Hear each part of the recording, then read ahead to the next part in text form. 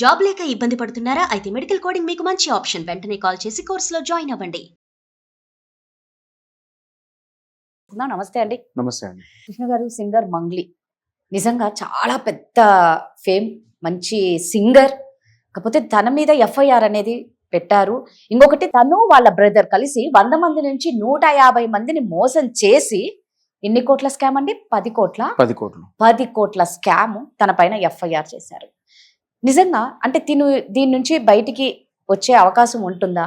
తన ఇమేజ్ కి ఒక డ్యామేజ్ లాంటిదేమో అని అనిపిస్తుంది. అసలు ఏంటి కేసు డీటెయిల్స్? అంటే ఇప్పుడు ఒకటి రాధా గారు, ఇది ఏదైతే కేసు పంజాగుట్ట పోలీస్ స్టేషన్ లో సింగర్ మంగ్లీ గారు వాళ్ళ యొక్క బ్రదర్ మీద పెట్టారో, అదేంటంటే ముఖ్యంగా ఇది section 351 of sub class 2 of BNS and section 352 ఈ రెండు సెక్షన్లు పెడతాం జరిగింది. ఈ రెండు ఏంటంటే, ఒకటి క్రిమినల్ ఇంటిమిడేషన్ అంటే బెదిరించడం, అంటే మిమ్మల్ని చంపుతాను, మిమ్మల్ని మీకు ప్రాణహాని తీసుకొస్తానని బెదిరించడము అదొకటి, ప్లస్ మిమ్మల్ని ఇట్లానే ఇన్సల్ట్ చేయడం అన్ని. ఈ రెండు జనరల్లీ క్రిమినల్ ఇంటిమిడేషన్ తో పాటు ఇది కూడా 352 కూడా పెడతారు.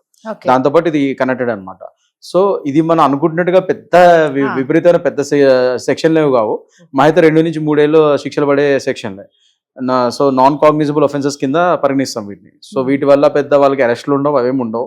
స్టేషన్ బెయిల్ ఇచ్చి 420 సిఆర్పిసి ఇప్పుడు సెక్షన్ 35 ఆఫ్ బిఎన్ఎస్ఎస్ అయింది. సో అది ఇచ్చి పంపించేస్తారు. దాని తర్వాత ఛార్జ్ షీట్ ఇన్వెస్టిగేషన్ చేస్తారు పోలీస్ వారు, దాని తగ్గట్టు ఛార్జ్ షీట్ వేస్తారు. ఛార్జ్ షీట్ వేసిన తర్వాత వాళ్ళు కోర్టుకి వెళ్ళిన తర్వాత ఇంకా కోర్టులో వాళ్ళు ట్రయల్ నడుస్తుంది. కోర్టులో వీళ్ళు లాయర్ని పెట్టుకొని వాదించుకుంటారు. దాన్ని బట్టి ప్రూవ్ అయితే ఒకవేళ ఫైనో లేదా 1-2 ఇయర్స్ శిక్ష పడుతుంది, లేదంటే వాళ్ళు నిర్దోషులుగా బయటకు వస్తారు. సో దీనిలో పెద్ద మనం అనుకున్నట్టుగా పెద్ద ఏవేవో అయిపోవు ఇక్కడ. కాకపోతే ఒకటి ఏంటంటే, మీరు అన్నట్టుగా ఒక సెలబ్రిటీ లెవెల్ ఉన్నప్పుడు మీరు కొద్ది జాగ్రత్తగా ఉండాలి, జాగ్రత్తగా ఆచితూచి వేయాలి. మనమే కదా అప్పుడప్పుడు మనం తప్పులు చేయకపోయినా మన చుట్టూ ఉన్న వాళ్ళు తప్పులు చేసిన మనకి సంబంధించిన వాళ్ళు అది కూడా మన మీదకి వస్తుంది.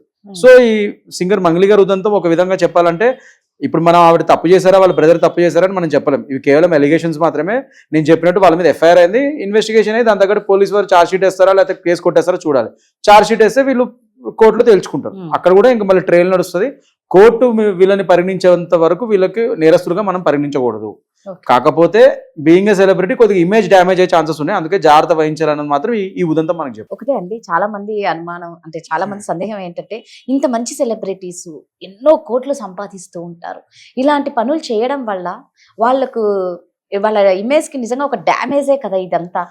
100% అండి. అంటే ఇప్పుడు నేను ఇందాక చెప్పినట్టు కొన్నిసార్లు సెలబ్రిటీసే కాదు, వాళ్ళ కుటుంబ సభ్యులు, వాళ్ళ చుట్టుపక్కల వాళ్ళు, వాళ్ళ ఫ్రెండ్స్ వాళ్ళు తప్పులు చేసినా కూడా పాపం వీళ్ళ మీద పడే ఛాన్సెస్ కూడా ఉంటాయి.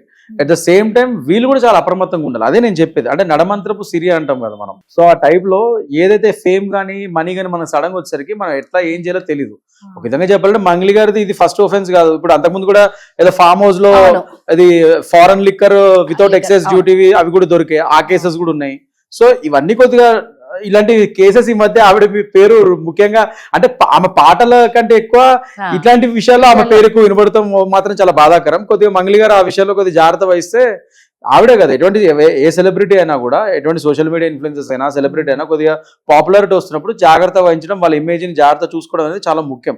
సో ఈ ఉదంతం మంగ్లీ గారి ఉదంతం అదే మనకు నేర్పిస్తుంది. ఎఫ్ఐఆర్ అంటే మామూలుగా ఎఫ్ఐఆర్ అంటేనే ఫస్ట్ అందరికి ఒకలాంటి భయం వేస్తుందండి, అమ్మ ఎఫ్ఐఆరా అని. నిజంగా అంత భయపడాల్సిందేనా? అంటే ఒకటండి, మీ మీద ఎఫ్ఐఆర్ అయిందంటే ఫస్ట్ ఆఫ్ ఆల్ మీకు పోలీస్ స్టేషన్ నుంచి కాల్ వస్తుంది. పోలీస్ వారిని మీరు క్లియర్ గా అడిగి తెలుసుకోవచ్చు, ఏం కేసు, ఎవరు పెట్టారు, అసలు ఏ సెక్షన్స్ పడ్డాయని అడగచ్చు. వాళ్ళు మహా అయితే, ఎందుకంటే ఇంకోటి పోలీస్ వాళ్ళ ఫోన్స్ కూడా రికార్డెడే ఉంటాయి. వాళ్ళు జనరల్ వాళ్ళ గవర్నమెంట్ ఇచ్చిన ఫోన్ నెంబర్స్ నుంచి కాల్ చేస్తారు, వాళ్ళ సెల్ ఫోన్స్. సో ప్రతిదీ రికార్డెడ్. అందుకని మీరు కూడా ప్రతిదీ పోలీస్ వాళ్ళని ఫోన్లో అడగచ్చు. ఎవరు కంప్లైంట్ ఇచ్చారు, మీ మీద ఒకవేళ కంప్లైంట్ రిజిస్టర్ అయితే ఎవరు కంప్లైంట్ ఇచ్చారు, ఒకవేళ ఎఫ్ఐఆర్ రిజిస్టర్ అయితే కంప్లైంట్ వేరు, ఎఫ్ఐఆర్ వేరు. మళ్ళీ ఇక్కడ కంప్లైంట్ ఒకవేళ మీ మీద రాయడం వేరు, ఆ కంప్లైంట్ కూడా మిమ్మల్ని పోలీస్ వాళ్ళు పిలవచ్చు. సో మీ యొక్క స్టేట్మెంట్స్, అవతల వాళ్ళ యొక్క స్టేట్మెంట్స్ తీసుకుని అప్పుడు ఎఫ్ఐఆర్ చేయాలా వద్దు అనేది పోలీస్ వాళ్ళు నిర్ణయిస్తారు.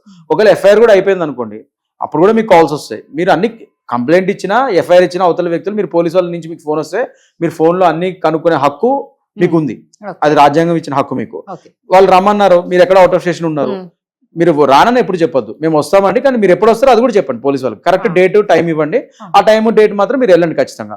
కుదిరితే మీ లాయర్ని తీసుకుని వెళ్తే ఇంకా మంచిది, లేదంటే మీ చుట్టాలని, మీ ఫ్రెండ్స్ని కూడా తీసుకెళ్ళండి. నేను ఎప్పుడు నా క్లయింట్స్కి అదే సజెస్ట్ చేస్తాను, అదే take your lawyer with you, along with you. లేదంటే మీ లాయర్ కూడా బిజీగా ఉంటాడు కదా, ఆ టైం ఉండకపోతే మీ ఫ్రెండ్స్ని, చుట్టాలని కూడా తీసుకెళ్ళండి. ఒంటరిగా వెళ్ళాల్సిన అవసరం అయితే లేదు పోలీస్ స్టేషన్లో. అండ్ ఇప్పుడు పోలీస్ వాళ్ళు ఒకవేళ మీతో దురుసుగా ప్రవర్తించారు, రీజన్ లేకుండా ఇష్టం వచ్చినట్టు ప్రవర్తించారు అనుకోండి, అలాగే పోలీస్ స్టేషన్ ఇప్పుడు CCTV కెమెరాస్ కంపల్సరీ.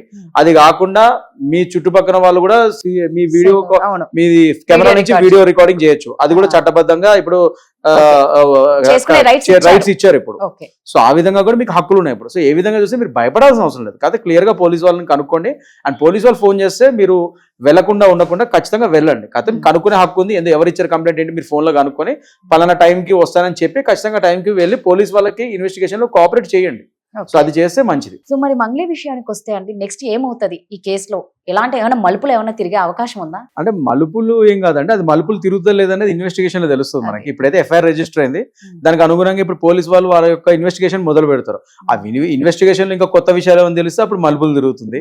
లేదంటే ఇప్పుడున్న ఆధారాలు బట్టి వీళ్ళు ఇప్పుడు ఇచ్చిన కంప్లైంట్ బట్టి వాళ్ళు ఏం ఆధారాలు సేకరిస్తారో దాన్ని బట్టి అండ్ విట్నెస్ స్టేట్మెంట్స్ రికార్డింగ్స్ ఇవన్నీ కూడా తీసుకొని ఎవిడెన్స్ ని సేకరించి దాని తగ్గట్టు చార్జ్ షీట్ ఫైల్ చేస్తారు పోలీస్ వాళ్ళు.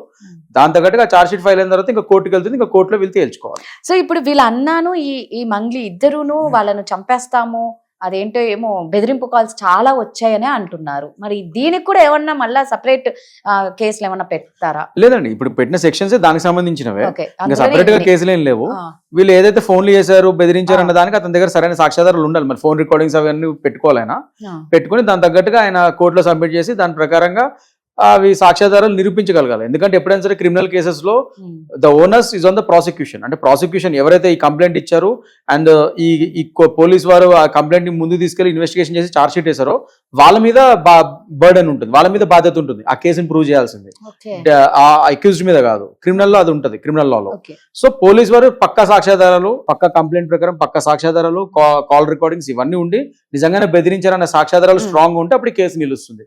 లేదంటే వాళ్ళు నిర్దోషులుగా బయటకు వస్తారు. ఒకవేళ నిజంగా జరగనట్టు కదా అది అబద్ధపు కేసు అవుతుంది, కోర్టులో కొట్టేస్తారు. కానీ ఫైనల్ గా ఒక ఎఫ్ఐఆర్ ఒక మనిషి మీద వేశారు అంటే చాలా టైం పడుతుంది కదండి, అంత ఈజీగా అయితే బయటికి రాలేరు కదా. అంటే ఒక ఎఫ్ఐఆర్ అయిన తర్వాత ఫస్ట్ మీ లాయర్ ని అప్రోచ్ అయ్యి మీరు హైకోర్టుని ఆశ్రయించి ఇమీడియట్ గా ఎఫ్ఐఆర్ ని క్వాష్ చేసే ఒక హక్కు కూడా మీకు ఉంటుంది. ఆ యొక్క ఆప్షన్స్ కూడా మీకు ఉన్నాయి.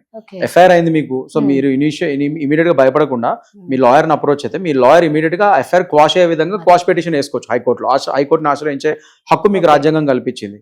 దాంతో పాటు ఇది ఒకసారి ఈ ఇన్వెస్టిగేషన్ అవుతూ ఉంటుంది, దాని తర్వాత చార్జ్ షీట్ అవుతుంది. చార్జ్ షీట్ ఈ లోపల చార్జ్ షీట్ అయిన తర్వాత కూడా మళ్ళీ మనం ఆ క్వాష్ ని కంటిన్యూ చేయొచ్చు. లేదు చార్జ్ షీట్ అయింది మీరు ఎఫ్ఐఆర్ దశలో వేశారు కాబట్టి అది ఇన్ఫ్రాక్చుయేషన్ అని చెప్పి ఒకవేళ హైకోర్టు అది కొట్టేసినా మళ్ళీ ఇమీడియట్ గా చార్జ్ షీట్ మీద కూడా మనం క్వాష్కి వెళ్ళొచ్చు. దాని తర్వాత మళ్ళీ లోవర్ కోర్టులో ఎట్లా చార్జ్ షీట్ ఫైల్ అయిన తర్వాత ఇక్కడ కింద మెజిస్ట్రేట్ కోర్టులో కూడా కేసు స్టార్ట్ అవుతుంది. సో ఇక్కడ కూడా మీరు ఫైట్ చేయొచ్చు, ఇక్కడ ఫైట్ చేసి ఈ లోపల హైకోర్టులో కూడా ఆ క్వాష్ నడుస్తూ ఉంటుంది. సో ఎక్కడో చోట మీకు ఒక ఫలితం అయితే వస్తుంది ఖచ్చితంగా. సో భయపడాల్సిన అవసరం లేదు. If it's non cognisable offences అంతంత భయపడాల్సిన అవసరం లేదు, కానీ చట్టాన్ని గౌరవించాల్సిన బాధ్యత మీకు ఉంది. అండ్ మీరు ఒకవేళ మీరు తప్పు చేయలేదని మీరు గట్టిగా నమ్మితే మీరు దానికి తగ్గట్టుగా లాయర్స్ పెట్టుకుని ఫైట్ చేయండి. అది మీరు తప్పు చేస్తే మాత్రం you have to face the consequences and తద్వారా మీరు జాగ్రత్తగా ఉండాలి. సూపర్ అండి, థ్యాంక్ యూ.